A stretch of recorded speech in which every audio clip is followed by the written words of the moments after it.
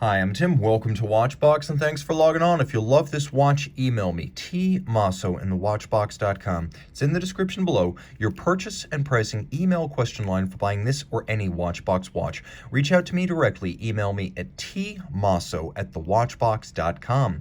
Today we're discussing a watch launched in 2008, possibly the most technically sophisticated dial Vacheron has ever made. This is the original Alligator, a timepiece 41 millimeters in titanium that represented a pre-financial crisis take on a modern-day Vacheron Constantin all-around timepiece. So it is very bold in its shape and its size. 41 millimeters in diameter in titanium. It's 13.5 millimeters thick, 50.4 millimeters from lug tip to lug tip with a very broad 23 millimeter spacing between the lugs. We'll throw it on my wrist, which is 16 centimeters in circumference, and get a look. As I mentioned, being a large watch, it has an impressive presence on the wrist. All in titanium, it's light, but it sure does have a stance. Broad across the wrist, I wouldn't recommend it for a wrist smaller than 15 centimeters circumference. It should, however, be low enough to fit underneath most tight sleeves and shirt cuffs.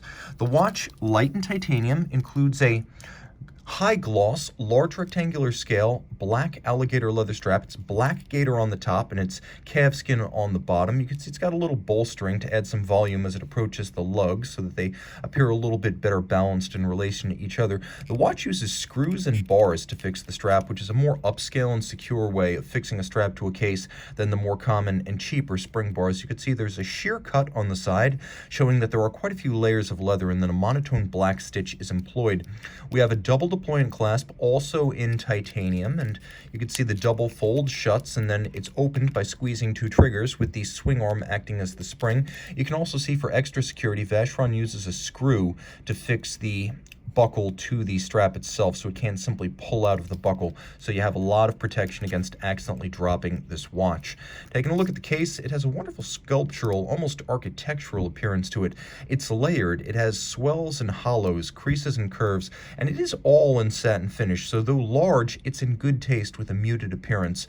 The conical bezel gives way to a dial that includes a couple of different refinements, some of which are drawn from anti-counterfeiting technology in currency, bonds and banknotes. So what you can see obviously is that there is a sapphire dial and it's over a separate sapphire. There are two sapphires superimposed.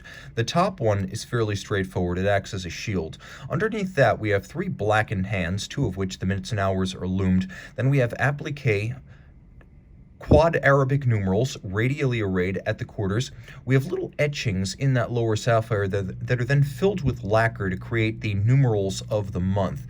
Now the watch does include both hacking seconds and a quick set date, and the quick set date is a wonderful little bit of theater because a white highlight effectively backlights the current date, and you get to see the entirety of the date change mechanism, the quick set system, which is not common on watches. It's not a common thing to put on display. You can also see that we have a sort of transferred set of deposited lacquered Arabic numerals. The four corners are applique, but then we have these little deposits that, like the date, are wells that are filled with lacquer. So you have these white miniature Arabic numerals. We have metallization and little metallization patterns visible on the dial. You can see there's a little sunburst motif, and then there is a recurring Maltese cross that creates the appearance of a sort of mesh across the dial. And then we have words of correspondence between two of the antique principles of Vacheron Constantin from the era of early brand expansion in the 19th century. Of course, Vacheron since 1755. The oldest continuously operating Swiss watch manufacturer. And you can see, obviously, the circular Côte de Genève on the base plate itself and the bridges. You can see that the movement is finished on the dial side, but you can't see a whole lot because of the screen of all the deposits over it. Now on the case back, you can see the movement more easily. This is caliber 2460-2, automatic winding, ceramic rotor bearings, 40-hour power reserve, 4 Hz beat rate, 27 joules, quick set stop seconds, 5-position adjusted, which is a high horology standard. You'll see it on chronometers and high-end watches. And then you can see the Poisson de Genève or the Geneva seal on the base plate, and the watch is 30 meters water resistant. The finish is high horology and impressive. The Côte de Genève, the satination on the wheels, the engine turning on the base plate, the black polishing of the screws, the chamfering of their slots and circumference, and of course the mirrored beveling on the edge of the bridges. There are multiple finishes on the rotor. It is a feast for the eyes. And of course it is a Vacheron in-house caliber.